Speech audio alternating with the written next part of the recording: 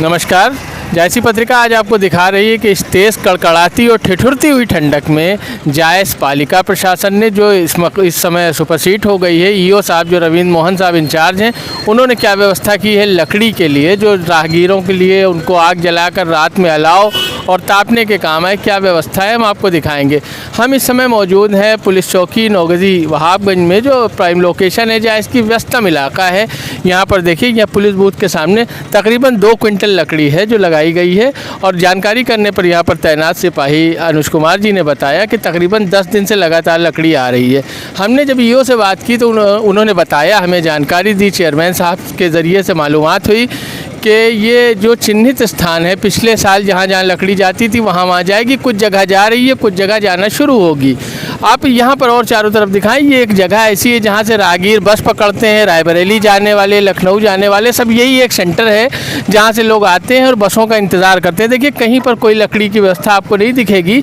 अगर कहीं दिखेगी तो लोग अपना निजी स्तर पर अलाव जलाए हुए हैं, सरकारी तौर पर कोई इंतज़ाम नहीं है। हाँ, इंतज़ाम है तो यहाँ सरकारी तौर पर जो इंतज़ाम किया गया है ये पुलिस बूथ के सामने किया गया है। और जगह क्या व्यवस्था है, आइए हमारे साथ बने रहिए, हम आपको दिखाते हैं।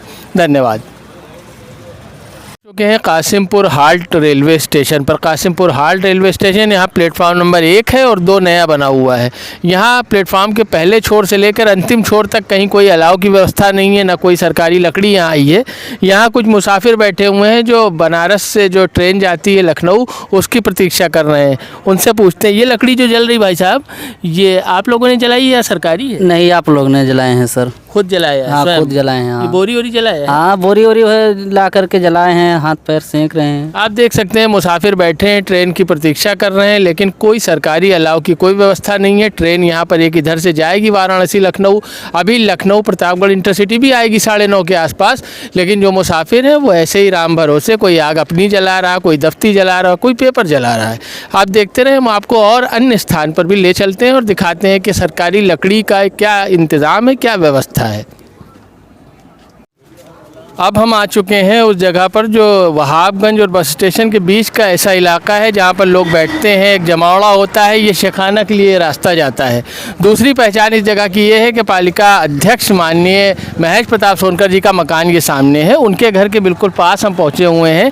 यहाँ पर ये अलाव जल रहा है और बड़ी लकड़ियाँ जल रही, इधर दिखाए आप, ये अलाव जल रहा है। और हमने पता किया, जब हमें जानकारी करने पर ये बात पता चली कि पिछले 8-10 दिन से यहाँ पर लकड़ी आती है और जल रही है।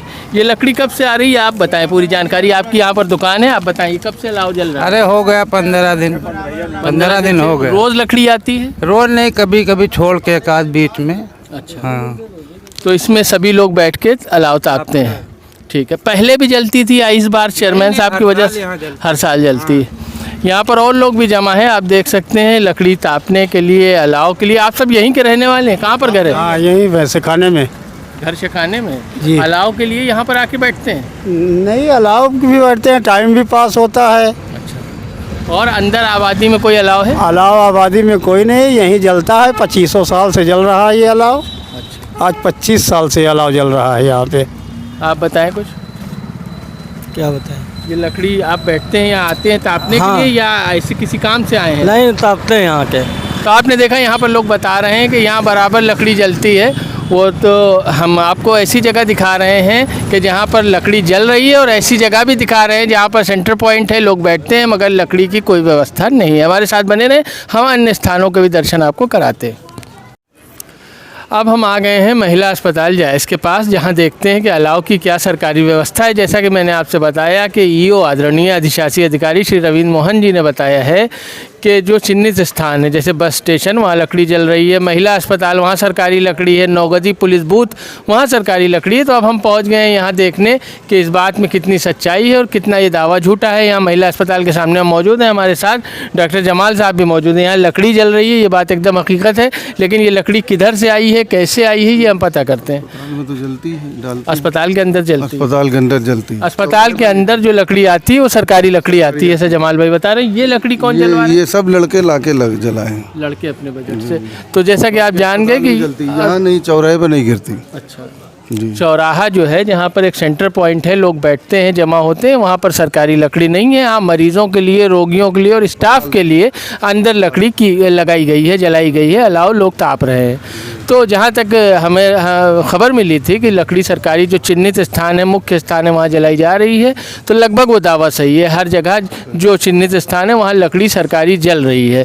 बाकी अंदर एक बड़ी आबादी निवास करती है, जायज़ की मुख्य आबादी जो है तकरीबन 75% जो अंदर निवास करती है, वहाँ भी सरकारी लकड़ी नहीं पहुँची है। हम उम्मीद करते हैं कि जल्द ही वहाँ तक भी ईओ साहब लकड़ी सरकारी पहुँचाएंगे और जो गरीब ठंडक से कांप रहे हैं उनको राहत का पहुँचाने का काम करेंगे। जायसी पत्रिका को फॉलो करते रहें। धन्यवाद।